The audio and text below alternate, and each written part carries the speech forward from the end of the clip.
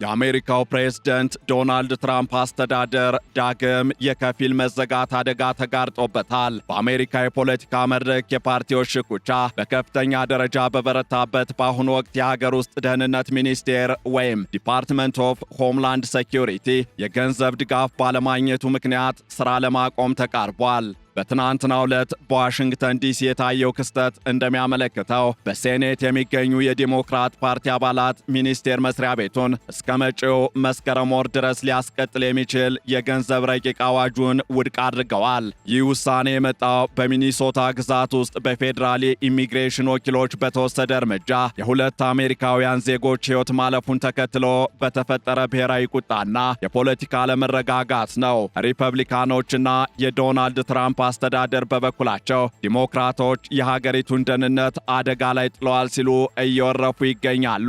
እናም በዚህና ተያያዥ ጉዳዮች የፕሬዝዳንት ዶናልድ ትራምፕ መንግስት አደጋ ላይ ሆኖ እየተገለጸ ነው። በዕለቱ የኢትዮ ዴይሊ ዓለም አቀፍ ትንታኔ ዝግጅታችንም የገንዘብ ድጋፉ ለምን እንደታገደ፣ በሚኒሶታ የተካሄደው የጭቆና ዘመቻ ማብቃት ምን ትርጉም እንዳለው፣ እንዲሁም ይህ ሁኔታ በፕሬዝዳንት ዶናልድ ትራምፕ የወደፊት እርምጃዎችና በአሜሪካ ፖለቲካ ላይ የሚኖረውን ተጽዕኖ ልንመለከት ወደድን። ዓለም አቀፍ የትንታኔ ዘገባ ዝግጅቱ ጋር ታሪኩ ጋሹ ነኝ።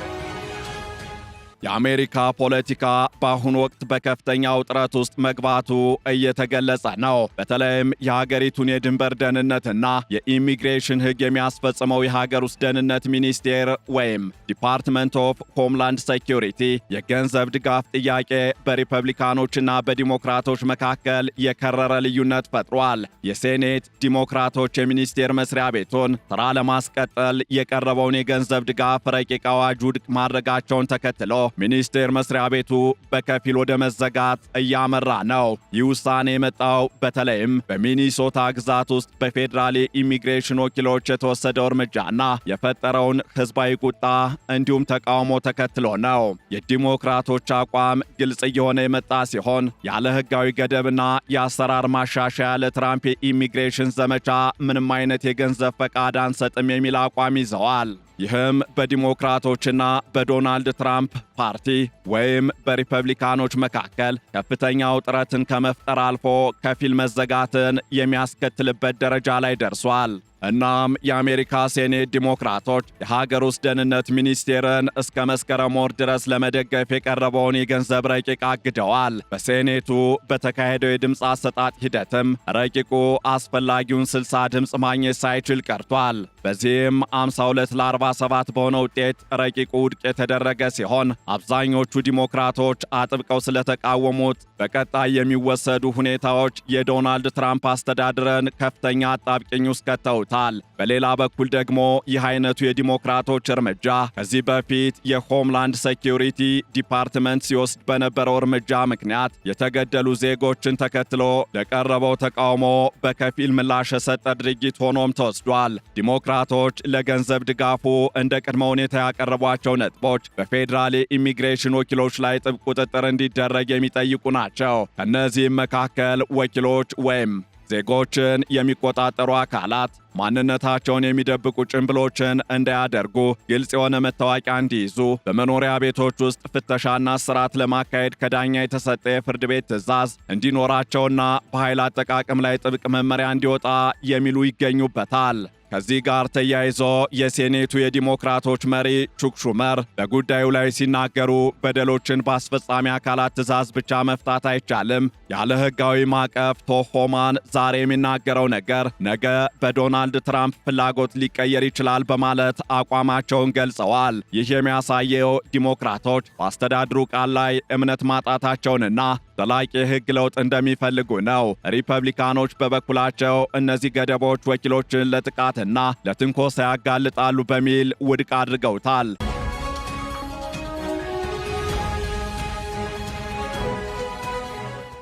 የሪፐብሊካን የሴኔት መሪ የሆኑት ጆን ቶን ዲሞክራቶች በቅን ልቦና የቀረበውን የድርድር ሐሳብ መቀበል ነበረባቸው ሲሉ ወቅሰዋል። ሆኖም ዲሞክራቶች ግማሽ እርምጃዎች አይሰሩም በማለት በቆራጥነት መቆማቸው እየተገለጸ ይገኛል። በእርግጥ ይህ ጉዳይ በሚኒሶታ የተካሄደው ዘመቻ ማብቃትና የወኪሎችን ድርጊትም ያረጋገጠ ሆኖ ተወስዷል። ይህ የገንዘብ ፍጥጫ ወይም የበጀት መመደብና ለመመደብ ፍጥጫ እንዲፋፋም ካደረጉት ዋና ምክንያቶች አንዱ በሚኒሶታ ግዛት የተካሄደው ኦፕሬሽን ሜትሮ ሰርጅ የተሰኘው የኢሚግሬሽን ዘመቻ ነው። ባለፉት 2 ወራት ውስጥ በዚህ ዘመቻ ሳቢያ 4000 በላይ ሰዎች የታሰሩ ሲሆን ከሁሉም በላይ ደግሞ አሌክስ ፕሬቲና ሬኔ ጉድ የተባሉ 2 አሜሪካውያን ዜጎች በፌዴራል ወኪሎች ተኩስ መገደላቸው ከፍተኛ ተቃውሞ ቀስቅሷል። የፕሬዝደንት ዶናልድ ትራምፕ የድንበር ጉዳዮች ኃላፊ የሆኑት ቶም ሆማን ዘመቻው መጠናቀቁንና ወኪሎች ከሚኒሶታ መውጣት መጀመራቸውን አስታውቀዋል። ሆማን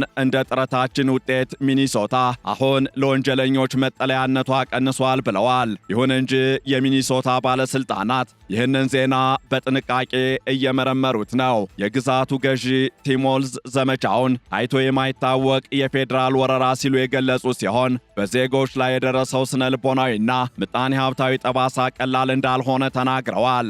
የሴኔት አባል የሆኑት ቲና ስሚዝ በበኩላቸው ይህ የወኪሎች መውጣት የተበታተኑ ቤተሰቦችን መልሶ አያገናኝም ወይም አሌክስንና ሬኔን አይመልስም ብለዋል። በዋሽንግተን በተካሄደ የሴኔቶች ጉባኤ ላይ የኢሚግሬሽንና የጉምሩክ ማስፈጸሚያ ወይም አይሲኢ ጊዜያዊ ዳይሬክተር ቶድ ሊዮንስ የተገደሉት ግለሰቦች የሀገር ውስጥ አሸባሪዎች እንዳልነበሩ አምነዋል። ይህ እውነት መውጣቱ ዲሞክራቶች በአቋማቸው እንዲጸኑና የአሰራር ማሻሻያ እንዲጠይቁ ተጨማሪ ጉልበት ሆኗል።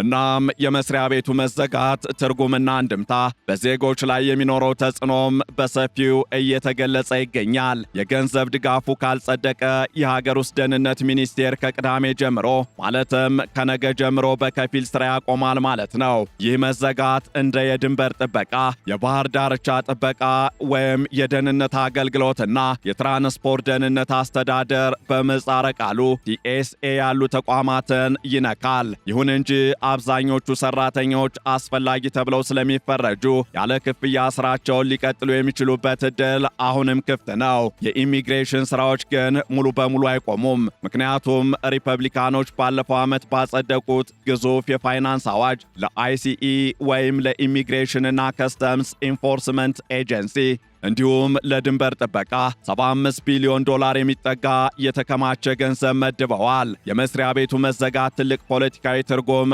እንዳለውም እየተገለጸ ይገኛል። በተለይም በፕሬዝደንት ዶናልድ ትራምፕ አስተዳደር ላይ።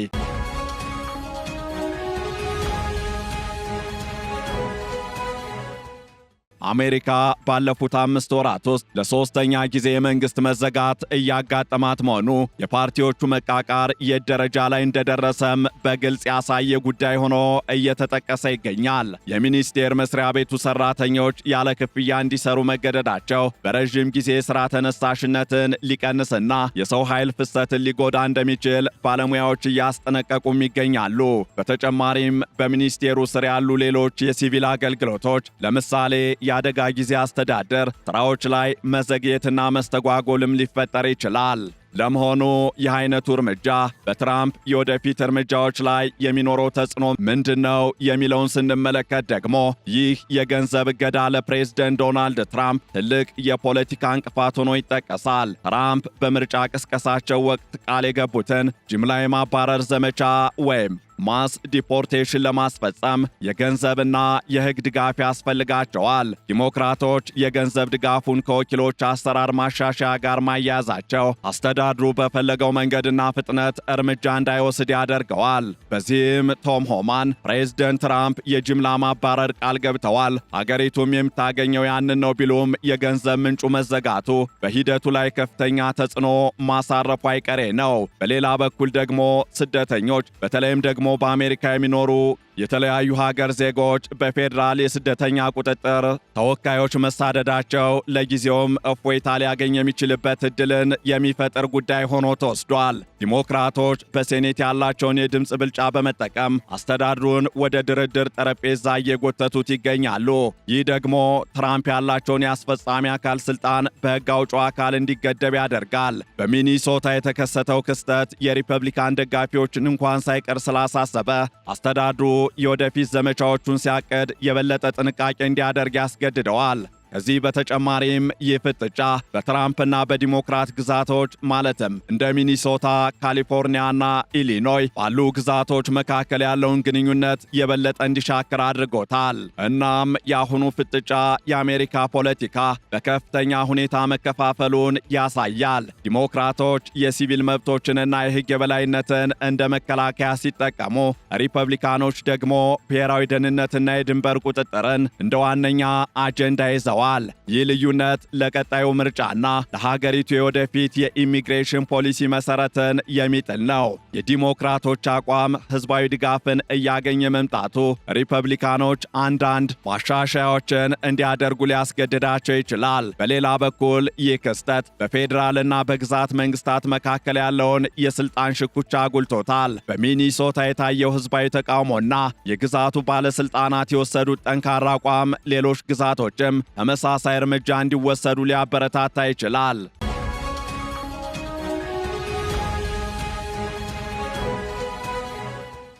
ከዚህ ጋር በተያያዘም የሴንት ፖል ከተማ ከንቲባ ካኦሊ ሄር የፌዴራል ወኪሎች ስማቸውንና ባጃቸውን ወይም በአንገታቸው የሚያጠልቁትን መለያ በደንብ እንዲያሳዩ የሚያስገድድ አዋጅ መፈረማቸው የአካባቢ መንግስታት የፌዴራል ስልጣንን ለመገዳደር ያላቸውን ፍላጎት ያሳያል። እናም የዲሞክራቶች የገንዘብ እገዳ ለትራምፕ አስተዳደር ትልቅ የፖለቲካ ፈተና ሆኖ ቀርቧል። በሚኒሶታ የደረሰው የንጹሐን ሞት የፖለቲካውን አየር የቀየረው ሲሆን ዲሞክራቶች ይህንን አጋጣሚ በመጠቀም በኢሚግሬሽን አስፈጻሚ አካላት ላይ ጥብቅ ቁጥጥር እንዲደረግ እየታገሉ ነው። የሀገር ውስጥ ደህንነት ሚኒስቴር ወደ መዘጋት ማምራቱ በአሜሪካ ፖለቲካ ውስጥ ያለውን ጥልቅ አለመግባባት እያሳየም ይገኛል። የትራምፕ አስተዳደር የኢሚግሬሽን ወይም የስደተኛ ቁጥጥር ዘመቻውን ለመቀጠል ቢፈልግም ያለ ዲሞክራቶች ፈቃድና ያለ ሕጋዊ ማሻሻያዎች ጉዞ ፈታኝ እንደሚሆን ግልጽ ነው። በቀጣዮቹ ቀናት የሚደረጉ ድርድሮች የሚኒስቴር መስሪያ ቤቱን የወደፊት ዕጣ ፈንታ ብቻ ሳይሆን የአሜሪካን የስደተኞች ቁጥጥር ስርዓት ቅርጽ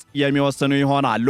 ሪፐብሊካኖች የአስተዳድሩን ሥራ ማደናቀፍ ነው ሲሉ ቢከሱም ዲሞክራቶች ግን የዜጎችን መብት ማስከበር ነው በሚለው አቋማቸው ጸንተዋል። ይህ ትግል ደግሞ በዋሽንግተን ብቻ ሳይሆን በመላው አሜሪካ የሚገኙ ማህበረሰቦችን ሕይወት የሚነካ ትልቅ ክስተት ነው። የዲሞክራቶች ውሳኔ ለትራምፕ አስተዳደር የሚሰጠው መልእክትም ግልጽ ነው። የኢሚግሬሽን ወይም የስደተኞች ቁጥጥር ሕግ ማስከበር ሂደት ከሰብአዊ መብቶችና ከሕጋዊ ተጠያቂነት ጋር ካልተቀናጀ የገንዘብና የፖለቲካ ድጋፍ ማግኘት የማይቻል መሆኑን ነው። ይህ ደግሞ በዘመናዊቱ አሜሪካ ታሪክ ውስጥ በአስፈጻሚውና በሕግ አውጪው አካል መካከል የሚታየው ትልቁ የኃይል ሚዛን ፍተሻ ነው። ወደፊት የሚደረጉ ማናቸውም ስምምነቶች በሚኒሶታ የደረሰውን አይነት አሳዛኝ ክስተት ዳግም እንዳይከሰት የሚያደርጉ ዋስትናዎችን ማካተት ይኖርባቸዋል። እስከዚያው ግን የሀገር ውስጥ ደህንነት ሚኒስቴር ሰራተኞችና የአሜሪካ ሕዝብ በፖለቲከኞች ፍጥጫ መካከል ሆኖ ቀጣዩን እርምጃ